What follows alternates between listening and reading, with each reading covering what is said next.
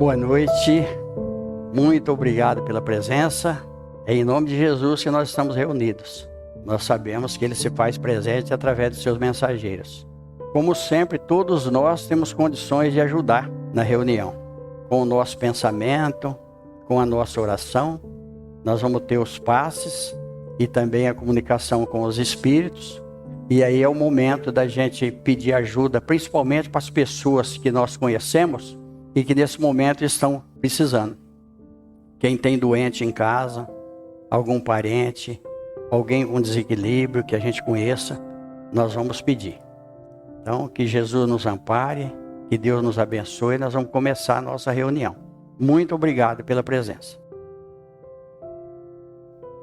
Então, dando continuidade ao terceiro livro, as Leis Morais, capítulo 2, a Lei de Adoração, os Sacrifícios, parte 2. Que devemos pensar das guerras santas? O sentimento que leva os povos fanáticos a exterminarem o mais possível para serem agradáveis a Deus, aqueles que não compartilham de suas crenças, pareceria ter a mesma origem que aquele que os excitava outrora ao sacrifício dos seus semelhantes? Eles estão possuídos pelos maus espíritos e, guerreando com seus semelhantes, vão contra a vontade de Deus, que disse que se deve amar seu irmão como a si mesmo. Todas as religiões, ou antes, todos os povos, adoram um mesmo Deus, tenha ele um nome ou tenha outro. Como provocar uma guerra de extermínio porque a religião de um é diferente ou não alcançou ainda o progresso dos povos esclarecidos? Olha que coisa para nós. Então aqui vai de encontro àquilo que nós comentamos sobre Abraão na última reunião, que às vezes nós temos as duas interferências, temos a interferência nociva e a benéfica. Isso daqui é muito interessante, porque nós vamos ver isso no Velho Testamento inteiro, praticamente. Pessoas que diziam, aqueles que comandavam, que eles estavam amando de Deus para exterminar aquele opositor, aquele que não pensava como eles. Nós vimos muito isso daí também na Segunda Guerra Mundial, com os kamikaze. Muitas vezes a pessoa ele se entrega, é o fanatismo que leva. Aí nós vamos pegar uma história muito interessante no livro Contos dessa e de Outra Vida, no item 38, Decisão das Trevas, que eu vou contar um pouco no final. Vocês vão ver que coisa impressionante que é. Como que os livros do Chico Xavier, por intermédio principalmente de Humberto de Campos, ou o irmão X, que é o mesmo espírito, traz esclarecimentos para nós. E num dos livros do Humberto de Campos vai estar lá, A Lenda da Guerra. É muito interessante.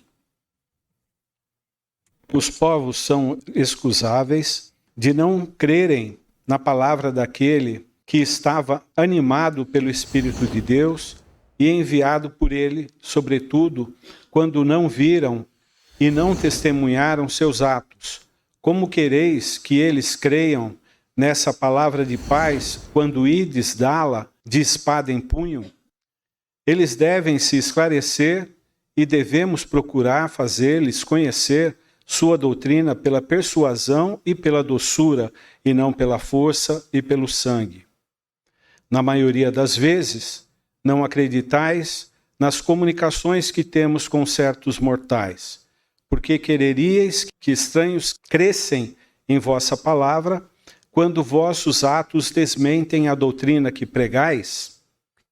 Aqui novamente Jesus, conhece-se a árvore pelos frutos. Como nós podemos mostrar que nós somos espíritas convictos de dentro para fora, não de fora para dentro?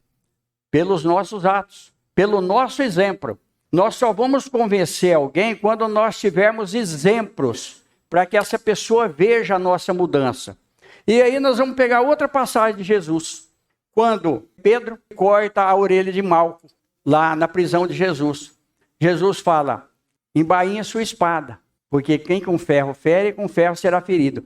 E olha que coisa impressionante, olha como que a doutrina espírita é maravilhosa para nós. Nós vamos ver ali um processo espiritual de cura que nós temos dentro do Chico Xavier aqui, nas nossas reuniões de quarta-feira e em todas elas, inclusive nessa. Sempre tem entidades superiores nos assessorando, médicos espirituais, mas são médicos mesmo, não são doutores. Porque doutor é uma coisa, médico é outra. Médico é aquele que se compromete, que fez o juramento lá e vai cumprir o juramento dele. Então esses médicos espirituais que assessoram não só a doutrina espírita, mas todo lugar que fala de Jesus e tem seriedade, eles realmente abraçaram a causa da humanidade. Então, olha só, Jesus coloca a orelha no lugar e cicatriza imediatamente. Ele acelerou o processo do tempo. Por isso que eu sempre comento que o tempo, ele não é absoluto. Ele pode ser mexido por aqueles que conhecem o tempo. Olha para vocês verem que coisa interessante. No final dos tempos, os dias serão abreviados. Nós olhamos no relógio, nós temos a mesma posição do relógio. Ninguém tem tempo mais. Acho que todos aqui sabem. A gente já começa o dia acelerado e quando a gente vê já passou. Olha, nós estamos no final do ano já. Parece que foi ontem que nós comemoramos o primeiro do ano. Quer dizer, alguma coisa aconteceu aí, mas muitas vezes nós não percebemos. Então, Jesus é a doutrina do amor. Tá? Quando a gente realmente entende a doutrina espírita, a mensagem da doutrina espírita, nós vamos tirando de dentro de nós toda a agressividade. Mas não é de um dia para o outro. É muito difícil, mas não é impossível. É certo colocar que o espírita também não faz o proselitismo. Ele não busca convencer ninguém, não sai vendendo a doutrina, arregimentando quadros. A doutrina, ela é aqui uma casa que é aberta e está de portas abertas àqueles que vêm buscar o ensinamento, que vêm buscar o entendimento. E a mudança que o espírita promove na realidade, na vida das pessoas, é através do seu exemplo. Então, só fazer essa consideração. Muito boa consideração sua. Por isso que a doutrina espírita é maravilhosa. Ninguém é obrigado a ser espírita. Nós não temos obrigação nenhuma. Nós vamos descobrir o nosso caminho. Então, realmente não existe propaganda. O espiritismo não precisa de defesa, em hipótese alguma. Quando nós entrarmos no espiritismo, quem vai ganhar somos nós. Então, não tem nenhuma forçação de barra, para dizer assim. Porque nós temos a liberdade de trilhar o nosso caminho. Nós temos o livre-arbítrio. Nós podemos ser espírita até o dia que o espiritismo nos completar. O dia que eu, por exemplo, se eu achar algum dia que a doutrina espírita não serve mais pelas minhas convicções que eu tenho, eu posso mudar de uma hora para outra. Não tem problema nenhum. Em qualquer lugar eu vou continuar sendo médium, porque eu tenho mediunidade. Então a mediunidade ela não está só dentro da doutrina espírita. A vantagem que a doutrina espírita leva é que ela vai além túmulo. E ela dá um direcionamento para a nossa mediunidade. Ela dá uma educação para a nossa mediunidade. Então ela vai mudando. Então o que o Eduardo falou aqui. Ninguém é obrigado. A pessoa vem de livre e espontânea vontade, mas eu sempre comento. Nós precisamos buscar a espiritualidade. Ou na doutrina espírita, ou na evangélica, ou na igreja católica, ou no movimento carismático. Em qualquer lugar. Na Seixonoye, na messiânica, no budismo, todos os ensinamentos benéficos para nós, onde nós nos encontrarmos, ali é o nosso lugar.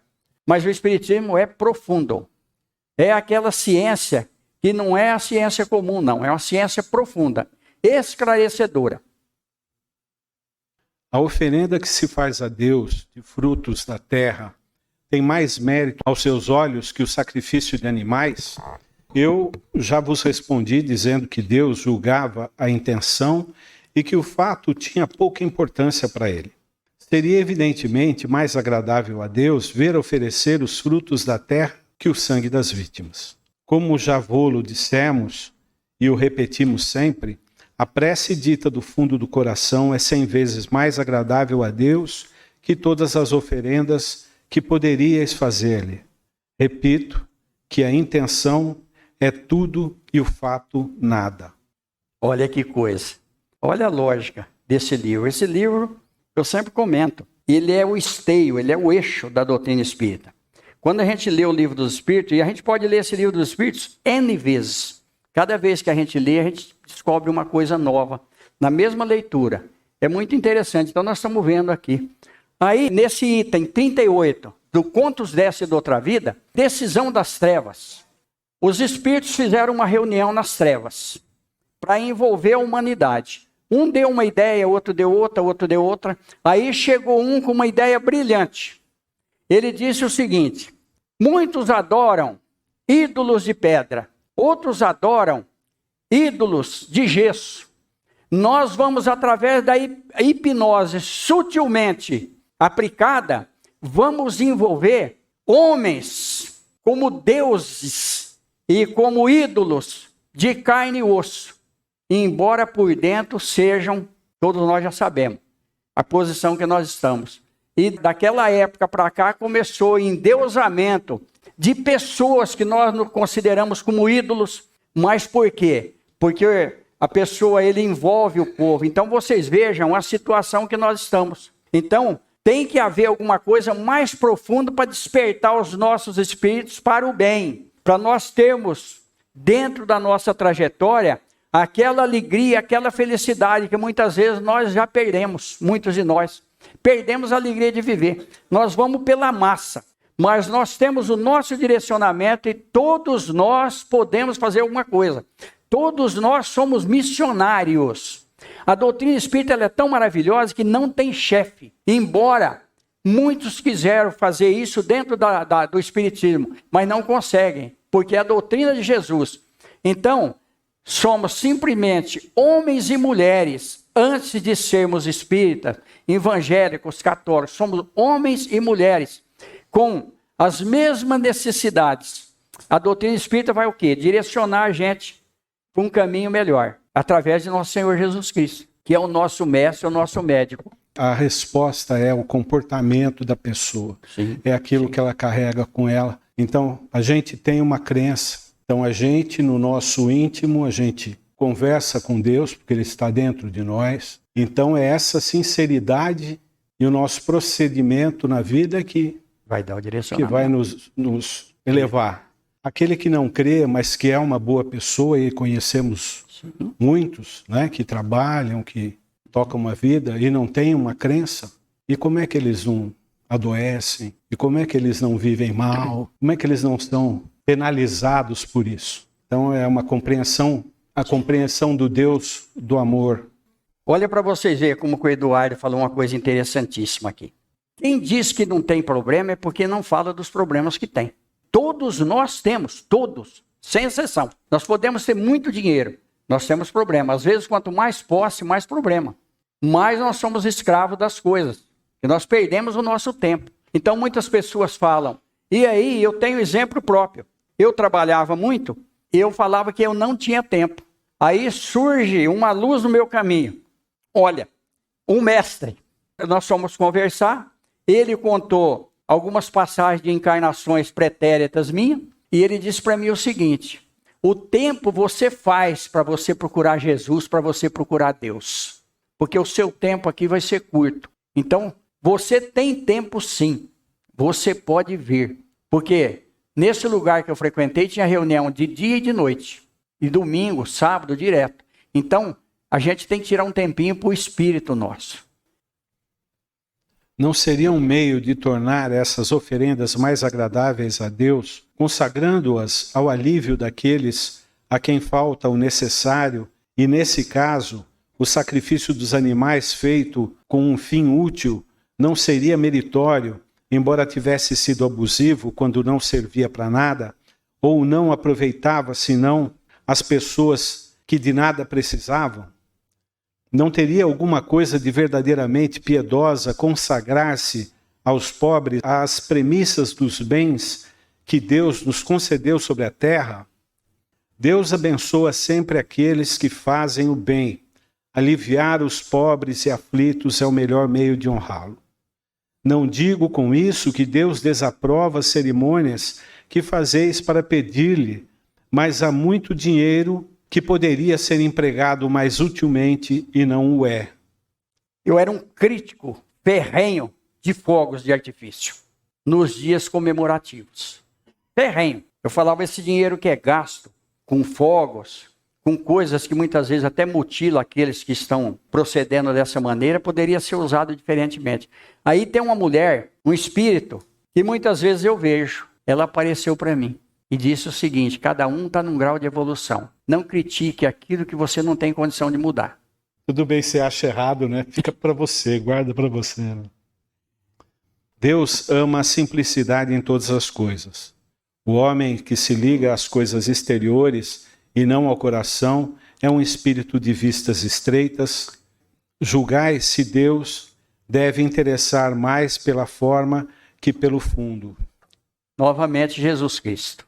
Porque me honrai com os lábios, se seu coração está longe. O que manda é o que está aqui dentro. Muitos não falam, mas sentem. Então tudo é o sentimento. O amor é o sentimento.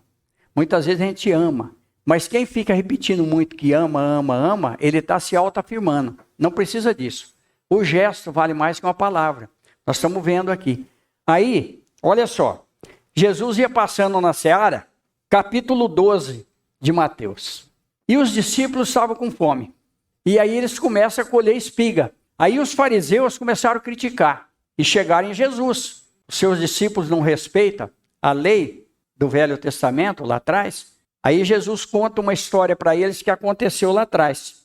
Aí Jesus vai falar uma coisa interessantíssima para nós que estamos lendo essa passagem aqui do Livro dos Espíritos. Misericórdia quero e não sacrifício. Então é a misericórdia. Então, olha quantas pessoas renunciam à vida dele para servir os outros. Nós tivemos Madre Teresa de Calcutá, tivemos a irmã Dulce, tivemos, acho que Gandhi, temos Divaldo Pereira Franco, Chico Xavier e outros. Quantas? Olha, a mulher está aqui. Ela me lembrou. Quantas mães, quantas mulheres renunciam à vida, às vezes sofrendo privação dentro do lar, para poder preservar a família. Quantas? Quantas pessoas se privam? Vamos ver um outro livro, Chico Xavier, Renúncia. Aí nós vamos ver o verdadeiro amor. Nós vamos ver Alcione, uma mulher que não precisaria mais reencarnar na Terra. Ela está na constelação de Sírios, mas ela amava demais um homem. Porque no livro O Consolador, nós vamos ver ali as almas gêmeas, que muitas vezes nem estão juntos, mas que se amam realmente. Então ela pede para reencarnar na Terra, mas ela não poderia mais se envolver em sexo. E aí vocês vão ver que história lindíssima, que eu não vou contar, porque perde o interesse. Então leiam o livro Renúncia, Emmanuel, Chico Xavier. Aí vocês vão ver o verdadeiro amor, aí vocês vão ver a privação que essa mulher faz, esse espírito faz, para poder auxiliar o outro. E quantos que fazem isso anonimamente e a gente não sabe? Eu tive N exemplos nesse tempo de espiritismo meu, de pessoas anônimas que auxiliaram muito. Nós temos exemplo aqui do Chico Xavier, pessoas anônimas que nos ajudaram e muito, mas que não quiseram aparecer. A renúncia aí. O Evangelho segundo o Espiritismo, capítulo 10, o sacrifício mais agradável a Deus. Se, portanto, quando fordes depor vossa oferenda no altar, vos lembrardes de que o vosso irmão tem qualquer coisa contra vós, deixai a vossa dádiva junto ao altar e ide antes reconciliar-vos com o vosso irmão. Depois, então, voltai a oferecê-la. Mateus 5, 23 e 24. Quando diz, ide reconciliar-vos com vosso irmão, antes de depordes a vossa oferenda no altar, Jesus ensina que o sacrifício mais agradável ao Senhor é o que o homem faça do seu próprio ressentimento. Que antes de se apresentar para ser por ele perdoado, precisa o homem haver perdoado e reparado o agravo que tenha feito a algum de seus irmãos. Só então a sua oferenda será bem aceita, porque virá de um coração expungido de todo e qualquer pensamento mau. Ele materializou o preceito, porque os judeus ofereciam sacrifícios materiais.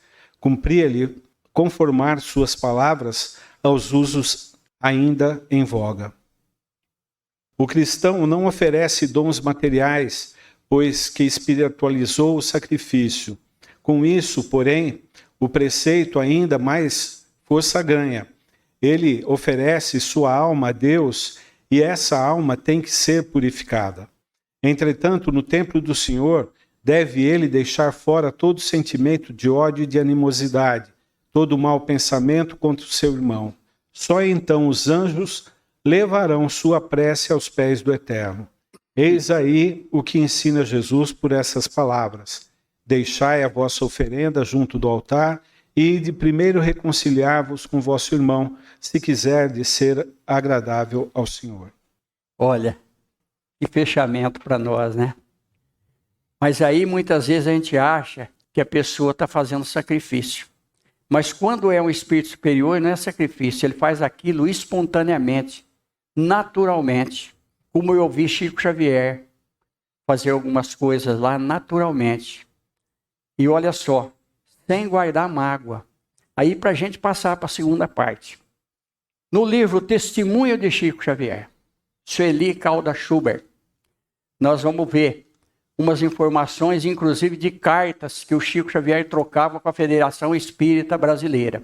E o Chico estava muito triste um dia, muito aborrecido e estava chorando, sentado. Chico dizendo, apareceu um espírito muito superior ao guia dele, Emmanuel. Se aproximou dele e disse, olha, você está com mágoa do Senhor? Ele disse, não. Por que você está assim? O senhor não sabe o acontecimento? Ele falou, quando você era criança e ficou órfão, aos 5 anos, você ficou com mágoa do Senhor? Ele disse, não. Quando você foi à escola e você não teve oportunidade de aprender, porque vocês não tinham condições, você ficou com mágoa do Senhor? Não. Na sua adolescência, você queria ter uma adolescência normal como os outros jovens, mas você não teve essa oportunidade. Você ficou com mágoa do Senhor? Ele disse não. Quando você idealizava um lar, queria ter uma família sua, e você não conseguiu devido ao seu compromisso espiritual, você ficou com mágoa do Senhor? Ele disse não. E quando você precisou ocupar esse corpo frágil, precisou fazer várias cirurgias, e não se recuperou totalmente, você ficou com mágoa do Senhor? Não, eu nunca tive mágoa do Senhor. Ele falou, então eu venho da parte do Senhor te dizer que de hoje em diante nada te faltará. Iluminou tudo e desapareceu. Chico Xavier. Então olha para vocês verem. Nós temos essas assistências. É só procurarmos Jesus dentro de nós. Com certeza nós vamos receber a luz que nos direcionará uma vida melhor. Vamos para a segunda parte, cada um faz seu pedido mental. Que Jesus nos abençoe. E a semana que vem é Lei do Trabalho, assunto importante também. O Livro dos Espíritos trata das nossas vidas, tudo aquilo que acontece conosco.